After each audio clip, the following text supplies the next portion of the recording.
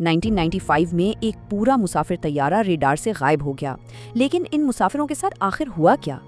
دراصل فلائٹ 6 پر سوار 77 لوگوں کو ہائی جیکرز نے ایک خوفناک سمندری طوفان کی طرف دھکیل دیا تھا۔ انجن فیل ہوئے اور جہاز سیدھا بحر الاقاہل میں جا گرا۔ یہ کسی ڈراؤنے خواب سے کم نہیں تھا، مگر حیرت انگیز طور پر 60 لوگ اس ڈوبتے ملبے سے زندہ بچ نکلے اور ایک چٹان کا سہارا لیا۔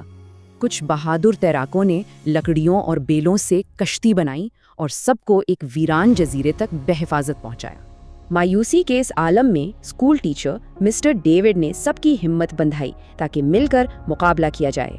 زندہ رہنے کے لیے گڑھوں میں پانی جمع کیا، ناریل توڑے اور لکڑی کے نیزوں سے مچھلیاں پکڑی، شاخوں سے جھوپڑیاں بنائیں اور ناریل کے مضبوط ریشوں سے چھتوں کو باندھا۔ یہ ایک کمال کی انجینئرنگ تھی، لیکن ابتدائی چند مہینے بے حد کٹھن تھے۔ بھوک اور بیماریوں سے 10 اموات ہوئیں اور صرف 50 لوگ بچے۔ دنیا انہیں مردہ سمجھ کر بھول چکی تھی، جبکہ وہ جزیرے پر تنہا موت سے لڑ رہے تھے۔ پھر بھی انہوں نے ہار نہیں مانی۔ اگلے 13 سالوں تک محض زندہ رہنے کے بجائے ایک نئی زندگی بسائی۔ دوسرے سال ایک بچی کی پیدائش ہوئی۔ اس شاندار لمحے نے سب میں جینے کی نئی امید جگا دی۔ 10ویں سال تک ایک چھوٹی سوسائٹی بن چکی تھی۔